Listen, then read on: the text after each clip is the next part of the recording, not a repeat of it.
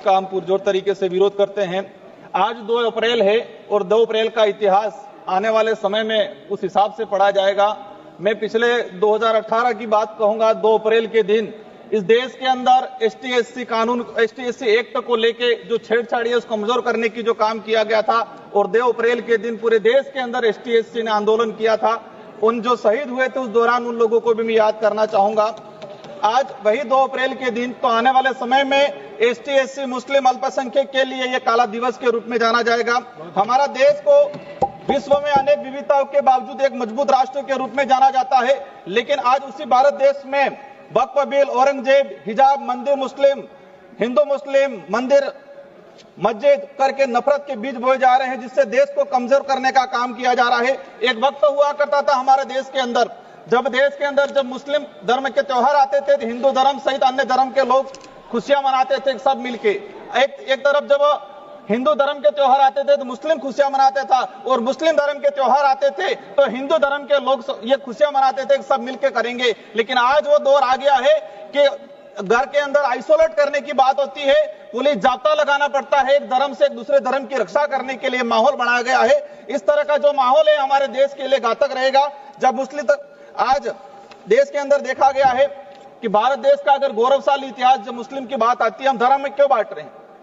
इस इतिहास के अंदर मुस्लिम धर्म का भी बहुत सारा योगदान रहा है। मैं 2 उदाहरण बताना चाहूंगा। खानवा का युद्ध हुआ राणा सांगा के साथ हसन खान मेवाती लड़े थे, और उस युद्ध खानवा के युद्ध में 12,000 मुस्लिम मारे गए थे। मैं उस धरती से आता हूं। महाराणा प्रताप की जो धरती है उसके सेनापति थे हकीम खां सूरी, दूसरे सेनापति थे राणा पूजा भील जो आदिवासी समुदाय से आते थे। और उस दौरान देखा गया है कि हकीम खां सूरी और राणा पूजा महाराणा प्रताप के साथ जब खड़े थे तो महाराणा प्रताप के सगे भाई शक्ति सिंह और जगमाल अकबर के साथ खड़े रहे थे। वो दौर हुआ करता था।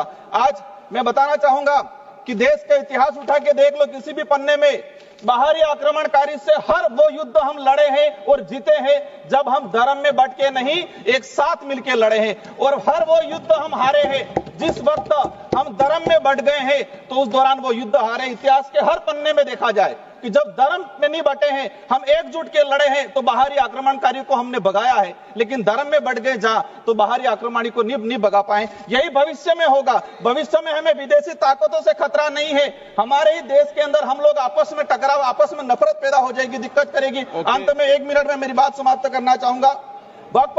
वक्फ बिल किसी व्यक्ति द्वारा जिसका कोई वारिस नहीं हुआ करता था, वो दान दिया करता था समुदाय की भलाई के लिए।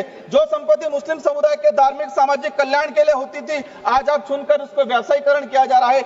आज मुस्लिम को टारगेट किया जा रहा है, कल आदिवासी, दलित, ईसाई, गरीब, हिंदू को भी उनकी धार्मिक जो संपत्तियां है उनको हड़पने का काम किया जा रहा है। अध्यक्ष महोदय, भाजपा की सरकार जब झारखंड में सरकार थी, आपने वक्फ की तर्ज पे ही आदिवासी दलितों के जो पूजा स्थल थे उनकी जमीन को लैंड बैंक के रूप में उपयोग करने का जो काम किया था, और आदिवासी समुदाय ने इसका विरोध किया था। वक्फ बिल में आप 2 गैर मुस्लिम समुदाय, 2 महिला अध्यक्ष कलेक्टर को बनाया जा रहा है।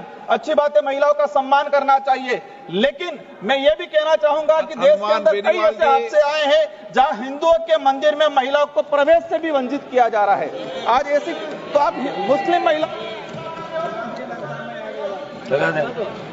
ओके अध्यक्ष महोदय बहुत है।